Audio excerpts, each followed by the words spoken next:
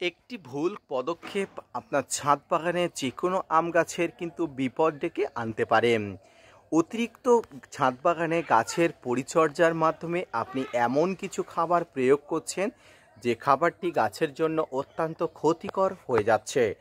তাই গাছে সার প্রয়োগ করার আগে অত্যন্ত গুরুত্বপূর্ণভাবে এবং অত্যন্ত তাৎপর্যপূর্ণভাবে সব দিকে বিবেচনা করে গাছে খাবার প্রয়োগ করবেন। Hello friends, welcome to my channel. দেশ এবং দেশের বাইরে থেকে যারা আজকে আমার ভিডিওটি কন্টিনিউ করেছেন প্রত্যেককে নমস্কার, সালাম, আদাব জানিয়ে আজকের ছোট্ট উপস্থাপনাটি শুরু করছি। আজকের ভিডিওর আলোচনার বিষয়বস্তু হবে এমন একটি বিষয় নিয়ে যেটা কমন ছাদ বাগানীদের একটা সমস্যা। তো সেই সমস্যা হলো গাছের পাতা পোড়া সমস্যা।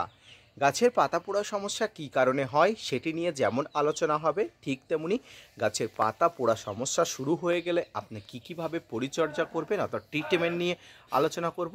ভিডিওটি না স্কিপ করে প্রথম থেকে শেষ পর্যন্ত দেখতে থাকুন।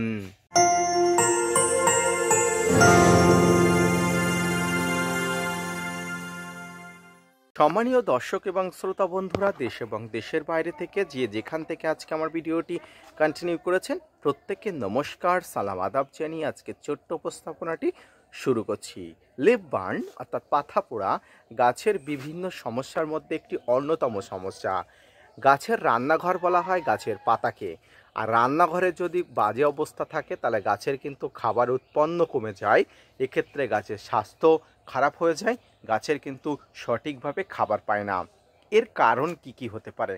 লিফ বার্ন বা পাতা পোড়া সমস্যা মূলত কয়েকটি কারণে হতে পারে। প্রথমত, অধিক পরিমাণ গাছে নাইট্রোজেনযুক্ত খাবার দেওয়ার কারণে লিফ বার্ন বা পাতা পোড়াজনিত সমস্যা হতে পারে। দ্বিতীয়ত, প্রচুর পরিমাণ সূর্যের তাপ বা রৌদ্রের জন্য গাছে লিফ বার্ন বা পাতা পোড়াজনিত সমস্যা হয়। এটি সাধারণত গ্রীষ্মকালেই সংঘটিত হয়। তৃতীয়ত, গাছের গোড়াতে অর্থাৎ শিকড়ে ফাঙ্গাস বা ব্যাকটেরিয়ার আক্রমণজনিত কারণে গাছের লিফ বার্ন বা পাতা পোড়াজনিত সমস্যা হয়। এই ফাঙ্গাস বা ব্যাকটেরিয়াজনিত আক্রমণ বিভিন্ন কারণে ঘটতে পারে। তো চলুন প্রথমেই বলি গাছের গোড়াতে প্রচুর পরিমাণ নাইট্রোজেন ঘটিত খাবার প্রয়োগে কিভাবে লিফ বার্ন বা পাতা পোড়াজনিত সমস্যা হয়। আমরা যখন ছাদ বাগানে মিশ্র খাবার প্রয়োগ করি তখন গাছে একাধিক নাইট্রোজেন ঘটিত খাবার প্রয়োগ করি, যেমন সর্ষের খোল, নিম খোল, বাদাম খোল, বিভিন্ন ধরনের কম্পোস্ট, এগুলো তো রাখি। তবে আমরা একবারও ভাবি না যে অধিক পরিমাণ এই ধরনের খাবার দিলে গাছের কী সমস্যা হয়ে যায়। আসুন একটা ছোট্ট মজার উদাহরণ দিয়ে বুঝিয়ে দিই। আমাদের বাড়িতে ছোট্ট বাচ্চা সবার বাড়িতেই আছে। আমরা যখন সেই বাচ্চাকে জোর করে খাইয়ে দিই, কখনো কখনো দেখি সেই বাচ্চাটি অসুস্থ হয়ে পড়ে, অর্থাৎ সেই বাচ্চাটি কিন্তু বমি করে, তার পেট খারাপ করে দেয় অর্থাৎ অতিরিক্ত খাওয়াতে। বা আমরা যখন কখনো কোনো জিনিস লোভে পড়ে খেয়ে ফেলি তখন কিন্তু অতিরিক্ত খাওয়াতেই কিন্তু আমাদের পেট খারাপ করে দেয়, আমাদের গ্যাস অম্বল হয়ে যায়। ঠিক তেমনি আমরা যখন গাছে অতিরিক্ত পরিমাণ খাবার দিয়ে ফেলি তার মধ্যে অতিরিক্ত নাইট্রোজেন হয়ে যায়, তার মধ্যে অতিরিক্ত নাইট্রোজেনের পরিমাণ বেড়ে যায়। এই খাবারগুলো যখন মাটিতে যায় তখন মাটিতে নাইট্রোজেন টক্সিসিটি হয়ে যায়। I repeat again, nitrogen toxicity হয়ে যায়। এই নাইট্রোজেন টক্সিসিটি হয়ে যাবার জন্য খাবারগুলো গাছের শিকড়ে অ্যাটাক করে, যদিও গাছের শিকড়ে দেওয়া, তার গাছের শিকড়ের আশেপাশে অ্যাটাক করে। আর এই যে ফিডিং রুটগুলো যখন আক্রান্ত হয়ে যায়, দেখুন এই যেগুলোকে বলা হয় ফিডিং রুট অর্থাৎ খাবার সংগ্রহকারী শিকড়।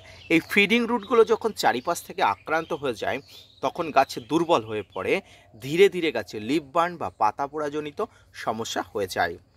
দ্বিতীয়ত হলো ফাঙ্গাস ব্যাকটেরিয়ার আক্রমণ হতেই পারে। টবের মাটিতে ফাঙ্গাস ব্যাকটেরিয়াজনিত আক্রমণের জন্য গাছে লিফ বার্ন বা পাতা পোড়াজনিত সমস্যা হতে পারে। এটি একটি সাধারণ বা কমন সমস্যা, যার অবশ্যই প্রতিষেধক আছে, সব সমস্যার সমাধান আছে।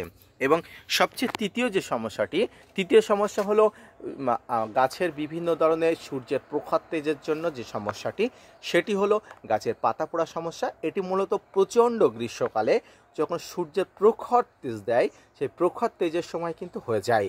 সেক্ষেত্রে গাছের বিভিন্ন জলের স্প্রে বা বিভিন্ন ধরনের যে নেটগুলো আছে সেই নেটগুলো টাঙিয়ে দিলে, অর্থাৎ গ্রিন নেটগুলো টাঙিয়ে দিলে এক্ষেত্রে পাতা পোড়াজনিত সমস্যা অনেক সময় দূরীভূত হয়।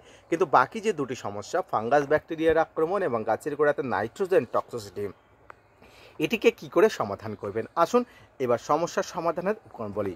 আপনাকে গাছের ডাক্তার হয়ে উঠতে হবে, আপনাকে গাছের পরিচর্যা নিজেই করতে হবে।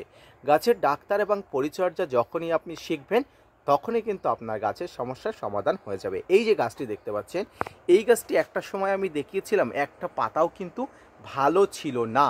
সেই গাছটিতে কিন্তু আমি ধীরে ধীরে সারভাইভ করিয়েছি, ধীরে ধীরে কিন্তু গাছকে পরিচর্যা করে ভালোর মধ্যে এনেছি। প্রথমে যখন ছাদ বাগান শুরু করি অভিজ্ঞতা ছিল না, খাবার দিয়েছিলাম, তার ফলস্বরূপ গাছটি কিন্তু এমন দশা হয়েছিল যে অবশ্যই মারা যাবার উপক্রম। তো চলুন কি কি উপকরণ নিতে হবে। যে কোনো গাছকে ভালো রাখার জন্য আপনাকে কয়েকটি অবশ্যই জিনিস রাখতে হবে। এর মধ্যে অন্যতম হলো হাইড্রোজেন পারক্সাইড। হাইড্রোজেন পারক্সাইডকে গাছের ডাক্তার বলা হয়। হাইড্রোজেন পারক্সাইডের মধ্যে এখনও অক্সিজেন বেশি থাকে। এটি গাছের ফাঙ্গাল ইনফেকশন এবং গাছের বিভিন্ন সমস্যার সমাধানে অনেক অংশে দ্রবীত করে। এই হাইড্রোজেন পারক্সাইড আমি সবসময় কাছে রাখি এবং গাছে ব্যবহার করি। এটি কোথায় পাওয়া যায়? এটি যে কোনো ঔষধের দোকানে আপনারা পেয়ে যাবেন। 6% হাইড্রোজেন পারক্সাইড যে সলিউশন আছে সেটা কিন্তু নিয়ে দেবেন। এরপরে যেটা নেবেন সেটা হলো হিউমিক অ্যাসিড, যেটাকে কালো সোনা বলা হয়। এই হিউমিক অ্যাসিড বা কালো সোনা ছাদ বাগানে যে কোনো গাছের শিকড়ের সমস্যার জন্য অত্যন্ত গুরুত্বপূর্ণ। তৃতীয় যে বিষয়টি নেবেন সেটা হলো 1 লিটার জল, এবং চতুর্থ যে বিষয়টি নেবেন সেটা হলো ভালো মানের ফাঙ্গিসাইড।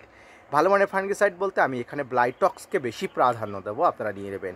এবং পঞ্চম যে বিষয়টি নেবেন সেটা হলো রুট হরমোন বা কাটিং হরমোন। অর্থাৎ এই 5টি উপকরণ আপনাকে নিতে হবে। অর্থাৎ হিউমিক অ্যাসিড, হাইড্রোজেন পারক্সাইড, যে কোনো ধরনের ভালো ফাঙ্গিসাইড, রুট হরমোন, এই ধরনের এবং কাটিং এড পাউডার, এই ধরনের জিনিসগুলো নিতে হবে। তো চলুন এভাবে কিভাবে মিশ্রণটি করতে হবে এবার আপনাদেরও বলে দিই। প্রথমে 1 লিটার জল নেবেন। 1 লিটার জলের মধ্যে 2 গ্রাম হিউমিক অ্যাসিড গুলে নেবেন। জলটি একদম কালো আকারের হয়ে যাবে। এরপরে ওই জলের মধ্যে আপনি আরও 2 গ্রাম ফাঙ্গিসাইড দিয়ে দেবেন। অর্থাৎ 1 লিটার জলে 2 গ্রাম হিউমিক অ্যাসিড, 2 গ্রাম ফাঙ্গিসাইড। এবারে ওই ফাঙ্গিসাইডের সঙ্গে আপনি ওই জলের সঙ্গে আপনি আরও 2 গ্রাম কাটিং এড পাউডার, যেটাকে রুট হরমোন পাউডার বলা হয়, এটাকে কিন্তু অবশ্যই দিয়ে দেবেন। তাহলে মিশ্রণ একদম হয়ে গেল। পড়ে থাকলো হাইড্রোজেন পারক্সাইড। হাইড্রোজেন পারক্সাইড প্রতি লিটার জলে আপনারা 5 ml ভালো করে দিয়ে দেবেন। টোটাল জলটাকে কিন্তু 5টা জিনিসের মিশ্রণ করে দেবেন। টোটাল জলটা কিন্তু একদম গুলে যাবে, মিশ্রণ হয়ে যাবে। ভালো করে গুলে নেবেন 2-3 মিনিট।